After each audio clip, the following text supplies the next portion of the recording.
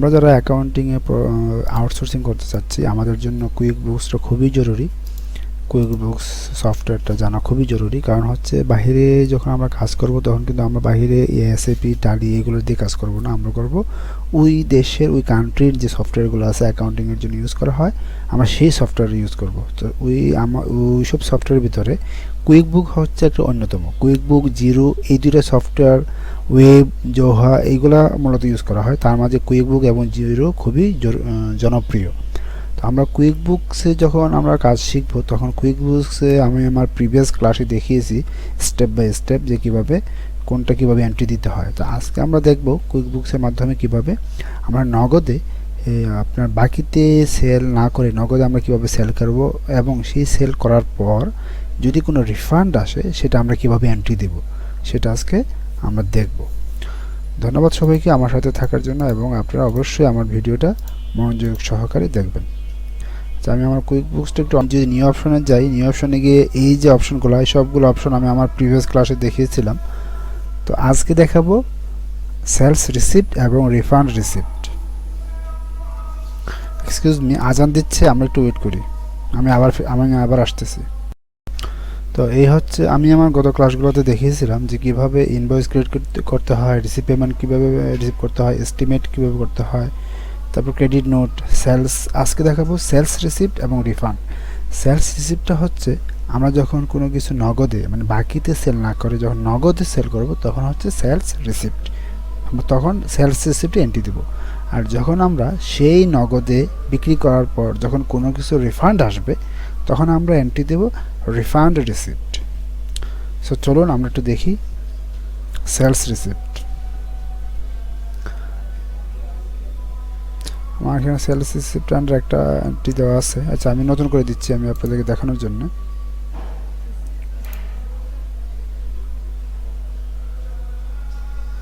এই হচ্ছে আমার সেলস রিসিপ্ট ইনভয়েস। আমি এখানে সাপোজ আমার এখানে দুইটা কাস্টমার ক্রিয়েট করে রেখেছিলাম। আমি ইপিসি বিডি লিমিটেড নামের যে ক্লায়েন্ট আছে তার কাছে আমি নগদে কিছু বিক্রি করব। নগদ বলতে কি, আমি নগদই বিক্রি করব, বাট রিসিভ করব কি ক্যাশে অথবা চেকে। আমি চেকেও রিসিভ করতে পারি, ক্যাশেও রিসিভ করতে পারি। আচ্ছা, আমি চেকে দিলাম যে আমি চেকে রিসিভ করছি। ওকে, চেক নং 012345 একটা নাম্বার দিলাম, এবং এটা আমার কোন অ্যাকাউন্টে জমা হবে। সাপোজ আমার সোনালী ব্যাংক, সে আমার সোনালী ব্যাংকে কি জমা দিয়েছে, এবং এটার রিসিপ্ট নাম্বার একটা দিতে হবে, সেলস রিসিপ্ট 002। ওকে, তার কাছে আমি কি সেলস করছি, সাপোজ আমি সার্ভিস। এটা আসলে মূলত সেলস রিসিপ্ট আমাদের প্রোডাক্টও হতে পারে, আবার নন প্রোডাক্ট হতে পারে। এখন সেলস রিসিপ্ট মূলত দুইটাই হতে পারে, বাট যখন রিফান্ড আসে তখন কিন্তু প্রোডাক্টের ক্ষেত্রে রিফান্ডটা বেশি আসে।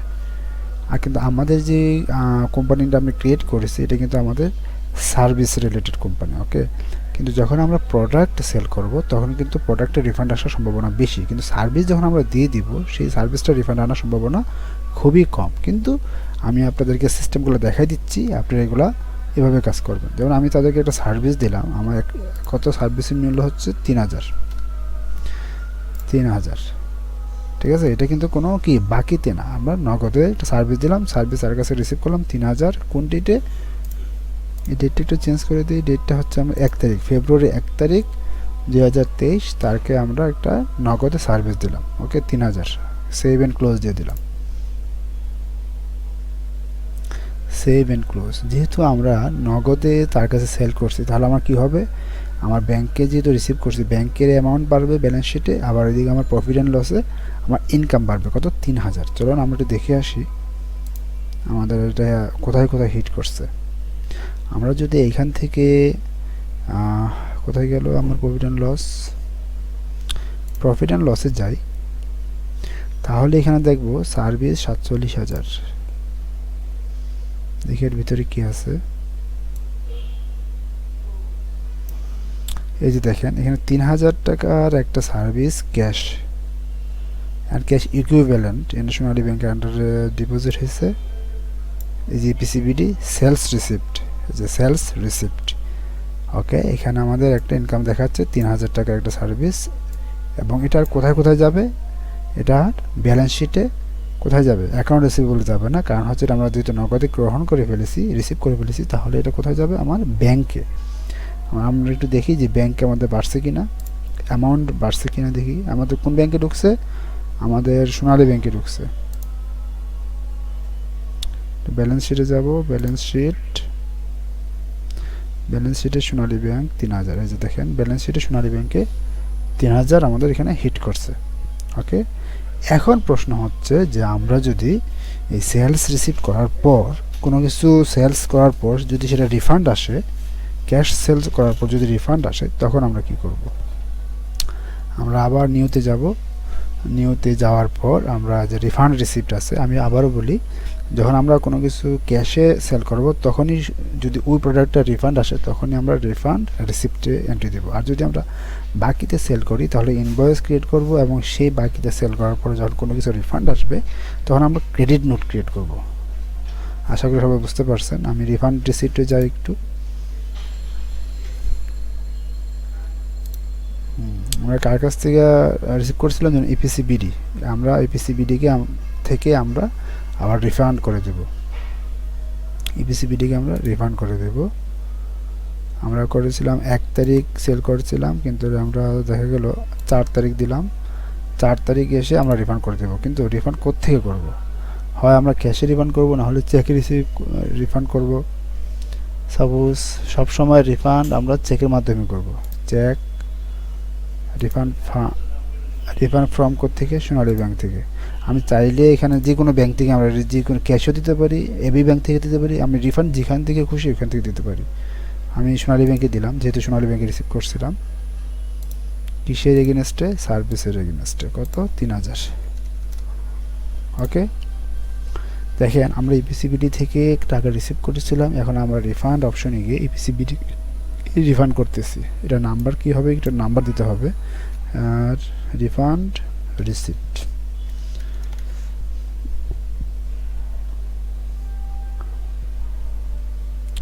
আমি আবারও বলছি, আমরা যে কাস্টমার থেকে যে কাস্টমার থেকে টাকা রিসিভ করেছিলাম সেই কাস্টমারকে যখন রিফান্ড করব, আমরা এই অপশনে কাস্টমারের জায়গায় সেই কাস্টমারের নাম দেব, এবং ডেটটা অবশ্যই আমি আগে 1 তারিখ সেল করেছিলাম, রিফান্ডটা অবশ্যই এর পরে হবে, যে কারণে আমি 4 তারিখ দিয়েছি।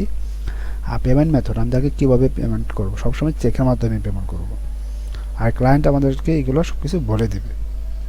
এখন আমি এখানে কি সেভ এন্ড ক্লোজ দিব, দেখি কি হয়। রিফান্ড হয়ে গেছে। এখন আমরা একটু ইনকাম স্টেটমেন্টে যাব, দেখি। আজ একটু ব্যালেন্স শিটে আসি, দেখেন সোনালী ব্যাংক এখানে 0 হয়ে গেছে। এটা ব্যালেন্স শিট দেখি, দেখেন 3000 এখানে সোনালী ব্যাংকে একবার ক্রেডিট হয়েছে, একবার ডেবিট হয়েছে, তার মানে এখন কি ব্যালেন্স 0, ব্যালেন্স 0। সেলস রিসিভ করে 3000 আসছে, রিফান্ড করে 3000 চলে গেছে, তার মানে আমার কি ব্যালেন্স শিটে 0 হয়ে গেছে। এখন আমি দেখি তো একটু income statement, profit and loss একটু দেখি। আমাদের সার্ভিস এই অপশনে যাব, সার্ভিসে গিয়ে এই যে দেখেন আমাদের যে সেলস রিসিপ্টের আন্ডারে 3000 রিসিপ্ট হয়ে গেছিলো, এটা আবার কি এই যে সেলস রিসিপ্টের আন্ডারে 3000 আবার কি রিফান্ড হয়ে গেছে। এই যে রিফান্ড কত, 3000। ক্লিয়ার? তো ক্লিয়ার, আশা করি সকলে বুঝতে পারছেন। তারপর যদি আমার এই রিফান্ড এবং রিসিপ্টে যদি কারো কোনো ঝামেলা থাকে অবশ্যই আমাকে কমেন্টসের মাধ্যমে জানাবেন, এবং আমার সাথে থাকার জন্য সকলকেই ধন্যবাদ। আমার ভিডিওটা ভালো লেগে থাকলে অবশ্যই লাইক এবং কমেন্ট এবং শেয়ার করবেন, এবং অবশ্যই সাবস্ক্রাইব করতে ভুলবেন।